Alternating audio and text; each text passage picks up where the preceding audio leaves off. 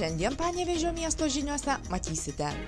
Panevėžio energijai įtarimai dėl galimai neskaidrių viešųjų pirkimų. Deramasi su Cido arenos valdytojais. Švenčiame Šventą Andriejų, Saulėgrįžos laukimo pradžią. Po to, kai vakar Panevėžio energiją sudrebino STT pareigūnų vizitai ir teisėsaugininkų įtarimai dėl galimai neskaidriųjų viešųjų pirkimų, o generalinis įmonės direktorius 3 mėnesiams buvo nušalintas nuo užimamų pareigų, Panevėžio energijos valdyba šįryt skubiai sušaukė pasitarimą, kuriame dalyvavo ir pagrindinis šilumos tiekėjos akcininkas miesto savivaldybė. Tiksliau, rugsėjo pradžioje stebėtojų tarybos pirmininku išrinktas vicemeras Petras Narkevičius, kiti savivaldos administracijos atstovai. Šiandieninė situacija Panevėžio energijoje, pasak vicemero, dalinai susiklosti dėl nepakankamos kontrolės. Manau, kad kontrolė reikalinga visada.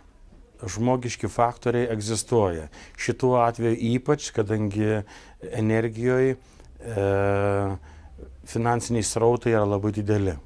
Vien tik užpirkimų srautas yra 77 milijonai. Tai ir tie 77 milijonai tai yra tikrai labai didelė suma. Ir kai tuos užpirkimus daro, jeigu viršyje 1/20 kapitalo valdyba, jin apie tai kalbėjo, šiandien jos tiesiogiai užklausiau, ar jin susipažinus su tais pirkimais, jin sakė, jeigu viršyje taip, o jeigu nedaro administracija, aš manau, kad akcininkas apie tai privalo žinoti, ir akcininkas, ir akcininkai. Ir galbūt ne visada sprendimai jie būna patys geriausi. Tie, kurie priimami, sakykime, valdybos ar administracijos, nes kai yra viena galva gerai, 2 dar geriau. Keistu ir nenormaliu stebėtojų tarybos pirmininkas vadina reiškinį, kuomet į akcinės bendrovės valdybą nėra renkamas nė vienas pagrindinio akcininko atstovas. Todėl tvirtina sieksias, kad būtų atšaukta dabartinė valdyba ir suformuota nauja.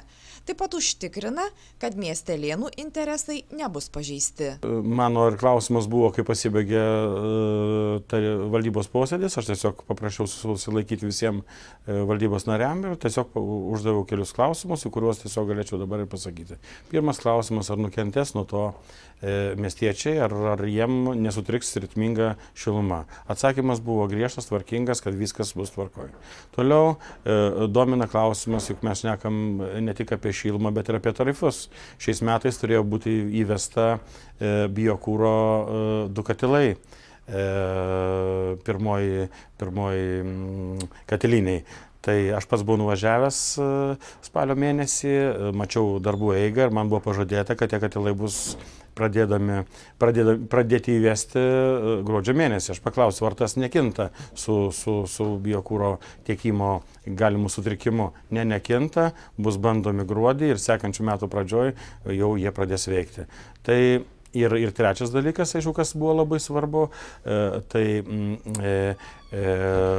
tiesiog padrąsinti žmonės dirbančius, nes aš užsukiu ir dispečerinę, pasikalbėjau su buvusiais kolegom, kažkada man teko dirbti ir su kitais žmonėm, tiesiog, kad žmonės žinotų, kad tiesiog darbas turi būti dirbamas, miestiečiai turi būti patenkinti kaip ir iki šiol tiekiama šiluma ir tikėkimės, kad viskas išaiškės ir sustos į savo vietas. Įtariama, kad Panevėžio miesto savivaldybės įmonėje vykdant viešuosius pirkimus susijusius su šilumos energijos gamyba buvo piktnaudžiaujama tarnybinė padėtimi.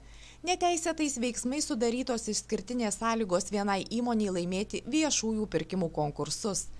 Ikiteisminį tyrimą dėl nusikaltimų valstybės tarnybai, viešiesiems interesams ir nuosavybei atlieka specialiųjų tyrimų tarnybos Panevėžio valdybos pareigūnai. Savivaldybininkai šiandien susitikę su Cido arenos valdytojais, siekdami palengvinti miesto finansinę situaciją ir vietos sportinių klubų būtį, pateikė šiems 3 savuosius siūlymus. Turėtume kalbėti su koncesininkais apie sutarties sąlygų peržiūrėjimą, galbūt pakeitimą, kad mažinti savivaldybės naštą, kainą, kuri dabar savivaldybė kiekvienais metais moka 2 milijonus, ji turėtų būti žymiai sumažinta. Antra sąlyga, pageidavimas mūsų buvo išsakytas, kad taip pat turėtų miestas organizuoti renginių šiuo metu 20 dienų. Išsakėme pageidavimą, galbūt turėtų būti 40 dienų. Miestas turėtų galimybę naudotis Sido arena. Ir trečias mūsų pageidavimas buvo, kad Sido arenos patalpose galėtų įsikurti mūsų sporto klubai. Kitas susitikimas su koncesininku numatytas dar iki Kalėdų. Apsvarstęs savivaldybės siūlymus, jis turėtų pateikti savąjį atsakymą. Tikimasi, kad dėrybos bus sėkmingos. Taip pat tvirtinama, kad dabartinė pinigų suma, kurią miestas kasmet išleidžia Cido arenos išlaikymui, nereali ir nepakeliama našta. Turėtų būti kalba apie 500 000, galbūt ir daugiau. Mes įvairių skaičiavimų savo esame atlikę ir analizavome finansistų pateiktus skaičiavimus ir manome, kad tai galėtų būti tikrai žymiai sumažinta, negu šiuo metu yra mokama ta suma 2 milijonai. Kokie sporto klubai konkrečiai galėtų naudotis Cido arenos patalpomis, irgi dar nekalbama.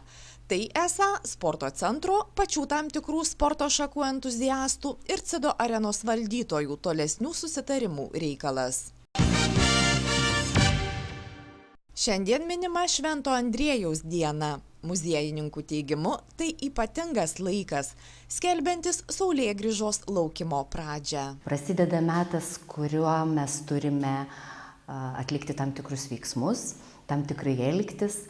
Tai yra, sako, galbūt šiek tiek geresni negu visada, nurimti, ne taip skubėti mūsų skubėjimo laike, kad pabūti vienas su kitu, paklausti, kokie metai buvo, ką nuveikėm, gal vienas kitam pasakėme netinkamą žodį, paprašyti atleidimo, gal ant kažko labai skaudžiai supykome, tiesiog paimti ir atleisti, nešti gerą žodį, nešti šilumą vienas kitam.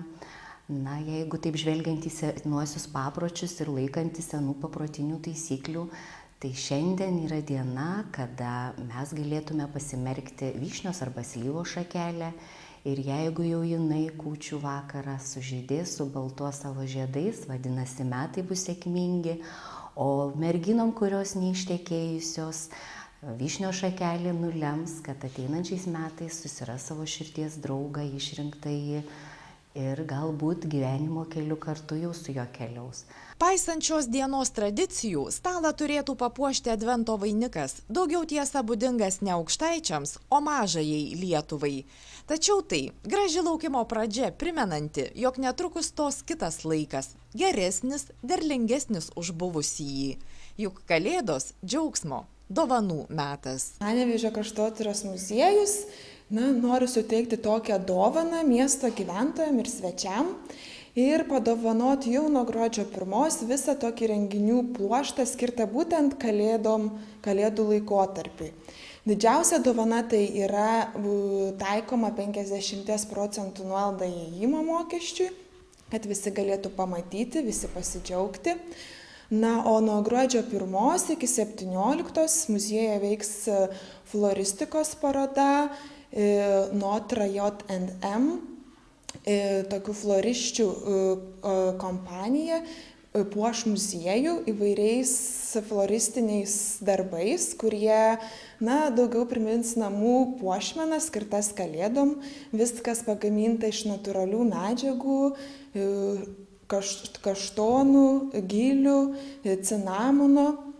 Taip, kad tie, kas norės įsigyti, galės įsigyti, o kam labiau patinka patiems pasidaryti, tai galės pasiieškoti tokių idėjų, minčių, kaip iš paprastų natūralių dalykų papuošti savo namus kalėdom. Gruodžio 17-ąją Kraštotyros muziejus kviečia į šeimų edukacinę programą Saulėgrįžos ratu.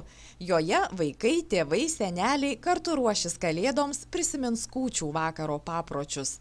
Mielų dovanėlių muziejus yra parengęs ir daugiau. Na, o nuo gruodžio 20 dienos muziejus kvies dar į vieną ypatingą parodą, tai juvelyrės Dainoros Laučenkovienės juvelyrinių darbų paroda, įvairūs kaklo papuošalai, įvairūs žiedai, auskarai, kurie pagaminti iš taip pat tokių nestandartinių dalykų, įvairių brangakmenių, kitų akmenų, medžio, gintaro, na, visiškai originalūs ir net taip yra pati autorė sako, kad moteris, kurios įsigyja ar nešioja tuos papuošalus, tarsi pačios įgauna įkvėpimą kurti.